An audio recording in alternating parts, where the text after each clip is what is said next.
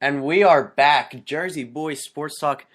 It's been too long, everybody. Yeah, it's been a little bit of a hiatus for us here at Jersey Boys Sports Talk.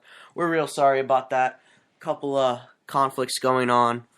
Um, a lot of stuff going on for us overall, including Snowball has actually come to a decision. We expected this a couple weeks ago, but it has finally come the time for Matthew Stolboff to announce his college decision.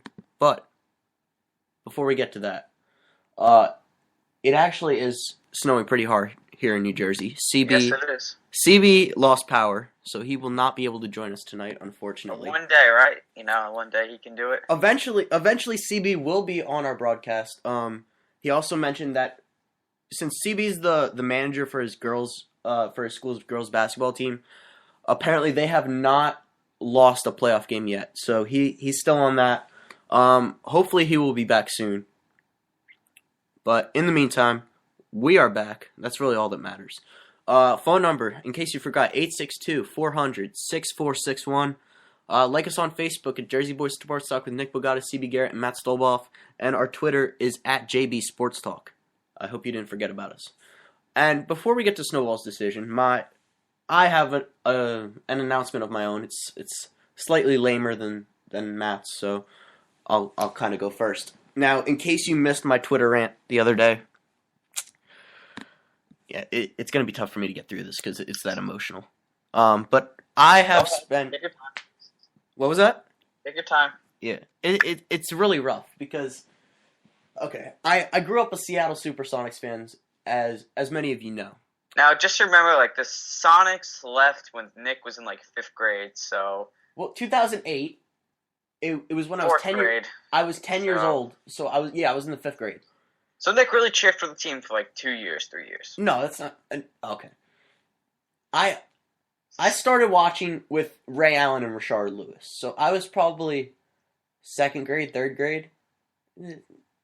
We'll say 2nd grade. And my favorite team was Seattle SuperSonics, and then we drafted Kevin Durant because the Blazers were dumb enough to draft Greg Oden. And then they were ruthlessly taken away by... I'm not even going to mention his name because it just disgusts me. In 2008. So I have spent the last 7 years without an NBA team to root for. And it's been bothering me so much. So after the events of the trade deadline the other day, which we will get to in more depth later on in the show, I decided that I would become a Milwaukee Bucks fan. Now this faced a lot of criticism. It was a rough transition, but the Bucks actually welcomed me with open arms, sent me out a nice tweet saying to own the future and welcoming me to the fan base. So that was really nice. And they're currently undefeated with me as a fan. And I realized that Mallory Edens is actually the owner's daughter from the draft lottery, so that's just an added bonus. But without further ado, the moment you've all been waiting for. Where will Matt Stolboff attend college next year? Now, he kind of jumped the gun on Facebook, so I'm not going to ruin it for you, but basically everyone knows already. So I'll let you take this one away. All right, well, if you were friends with me on Facebook, you would have seen the video, so I'll kind of cut to the chase on it. We'll be quick because we got a lot of stuff to talk about today. So it's basically down to Arizona State and Marquette, both for communications, of course, to continue doing stuff like this next year.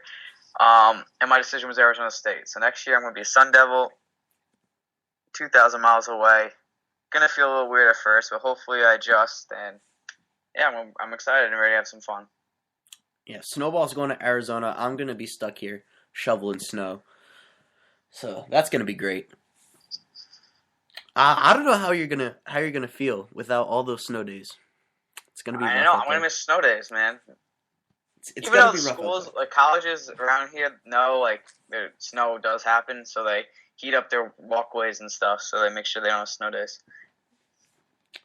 So yeah, they're prepared. So you heard it here second. Matt Stolboff to Arizona State next year. Division 6 recruit. So now onto the real sports. Before we get to the NBA trade deadline, that's going to be our main topic today. The MLB actually released some new rule changes for this coming year. Now, Snowball, you're actually the expert here, so I'm gonna let you introduce this one. All right, so Manfred, I'm not exactly like sure the exact rules for some things, but it's basically the idea is to shorten the game a little bit, and the idea is there's a rule now you have to keep 1 foot in the batter's box at all times. The idea is a lot of batters, especially like if you even saw like Jeter and even like David Wright, and I'm just saying those guys because I've seen them play a lot because they're in New York, but a lot of people tend to step out of the batter's box, change their batting gloves, and take a swing or two, and then walk back in. The idea of this is to stop that and stop wasting time, and kind of almost get ready for the next pitch. It almost will be like a shot clock or like a pitch clock because when you keep a foot in the batter's box, the pitcher can't pitch whenever he wants. So that will definitely help. And also it's going to time. There's actually going to be a set time between innings. There won't be what's expected to happen 20 seconds later. Everyone should be done warming up. 10 seconds later, the first pitch should happen. A set time of when things happen between innings. So there's, again, not wasting as much time as there was, the last couple of years. Really, the last year, the average game was about 3 hours, and they're really trying to prevent that and slow it, and shorten the games. Because it used to be in the 70s. I didn't even realize this. I thought, I thought baseball games were always 3 hours long. But, back in the 70s and 80s, games were 2 hours and 20 minutes, 2 hours. So almost as long as an NBA game. So with commercials and guys just, taping their batting gloves, swinging a few times, I don't know, looking into the air, kind of just wasting a lot of time that could, not be wasted and used for the game. Yeah, honestly, I love Manfred's approach to this. I like C-League was really on my. I didn't mind C-League, but then he really got on my nerves the last few years. Kind of realized he's a little bit corrupt in a way. Not like Goodell. I think Goodell is pretty corrupt. But that's another story for another day.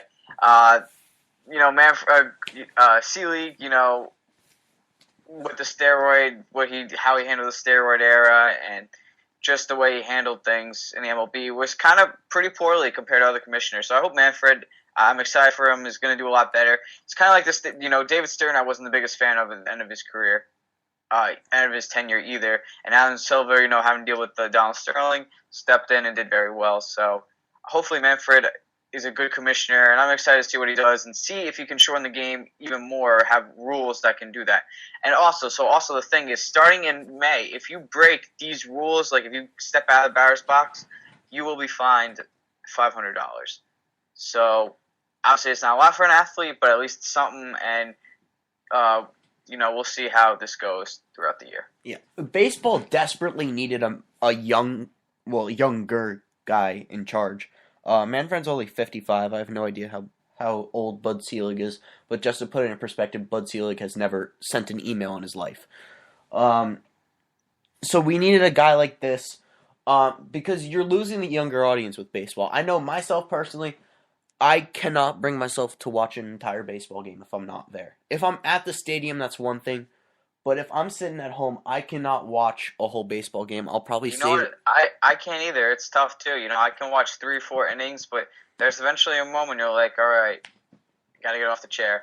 But if you're at the game, it's great. But I hope Manfred. I hope these rules really do. I hope these rules do make an effect in the game and do shorten the games because it'll be great for everyone. Really. I mean, By the way, Buddy Selig is 80. There's only so much you can change in baseball. It's not like you can just have a clock on baseball, but you need to do something. And I know, I'll just keep an eye on the score. I love my Pirates, but I'll keep an eye on the score, and if it's interesting, maybe I'll put it on in the 6th inning. But I just can't do it. So they needed changes like this. It's a step in the right direction. I don't know how much of an impact it's actually going to have, but I'm looking forward to seeing it, and I'll probably actually watch some baseball this year. So that'll be an improvement. But another hot topic in the baseball world is what Rob Manfred's going to do about Pete Rose. Now we all know about Pete Rose. He banned from baseball, betting on the Reds to win when he was managing them. He never shaved any points. He didn't bet against his team. But betting on the game was against. I don't even know what the term they used was, but against the spirit of the game or whatever. So he was banned from baseball. The all-time hits leader, not allowed in the Hall of Fame. But Rob Manfred says it is an issue that's going to be on the table, and they will discuss it. Now, Snowball, we've basically talked about this at every single year at Play-by-Play, but just to hear your opinion one more time. So this is we're doing the PTI debate like we do in July? Oh, yeah. It's always the PTI debate? Okay. Yeah, I think, I'm sorry, I almost said Bud Selig. Wow. Pete Rose, he should be in the Hall of Fame. I mean, this guy is, I know what he did and what had happened, and he didn't handle it properly, and the league had to do something, but I think it's time. We've all forgiven him. He is the all-time hits leader, and he's the all-time hits leader by far. It's not even close. Ty Cobb was second, and he blew by him. Bud Selig's only got 4,000 hits, which is I still can't believe that. That's insane. That's constantly 150 hits a year, which is a lot. And I think he does deserve to be in the Hall of Fame, and I think it's time. You ever seen this commercial where it's like, him walking in the hall, and someone's like, "You can't be in the hall." He's like, "Oh yeah." So I think it's time for him to be in the hall.